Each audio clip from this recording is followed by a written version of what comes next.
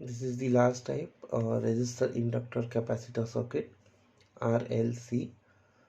Initially the switch is open. At t is equal to 0, the switch closes. So when the switch is closed for t greater than 0, you can apply KVL. It will give you R into I L di by dt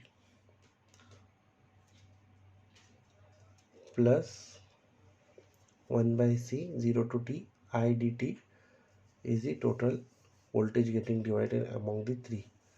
So differentiating this equation with respect to t, differentiating equation 1 with respect to t will give you 0 R di by dt plus L d square I by dt square plus 1 by C into I. This is second order differential equation, d square I by dt square plus R by L di by dt plus 1 by LC I is equal to 0. So this is typically of this form, S square in S domain, R by L of S plus 1 by LC is equal to 0. So we can have the roots S1 from this minus B plus minus under root B square minus 4AC upon 2A will give you two roots. One is S1 and one is S2 minus R by 2L. Well, you'll get plus, you'll get negative. Now in this case, alpha is R by 2L and omega naught is 1 by LC.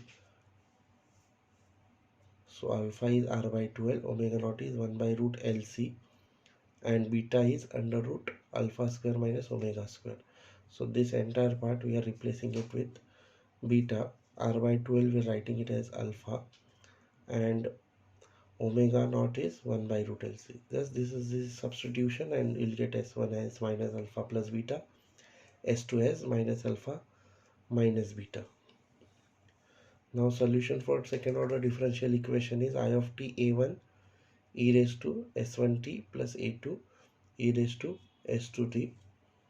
a1 and a2 are constants, s1 and s2 are the roots. So depending on the values of alpha and omega naught, we have three different cases. So we'll go case wise, considering the first case when alpha is greater than omega naught. So this part will have different cases. Once when alpha is greater than omega naught, that is R by 2L is greater than 1 by root LC. So the roots are real and unequal, and it gives overdamped response. That is, the system returns to equilibrium without oscillating. So it will initially go and it will come to zero response. It will not oscillate along the x-axis. So this is your typical mathematical equation. I is e raised to minus alpha t, that is the solution. A1 e raised to beta t plus A2 e raised to minus beta t. Therefore I is equal to A into e raised to s1t plus A2 e raised to s2t. So this is the same form you can see here. So this is how we are getting the equation for I of t. Now going to the next case, when R by 2L is equal to 1 by root LC or alpha is equal to omega naught, what will happen in this case? The roots are real and equal, and it gives critically damped response. Now what is critically damped response? The system returns to equilibrium as quickly as possible without oscillating. So what happens in the first case? It gives overdamped. Systems will return to equilibrium without oscillating. Here system returns to equilibrium as quickly as possible. So as compared to the previous case, this will return to equilibrium at a faster rate. And the final equation is I is e raised to minus alpha t a1 plus a2 into t. So this will be the solution for that case. The last case is when alpha is less than omega naught. That is R by 2L is less than 1 by root LC.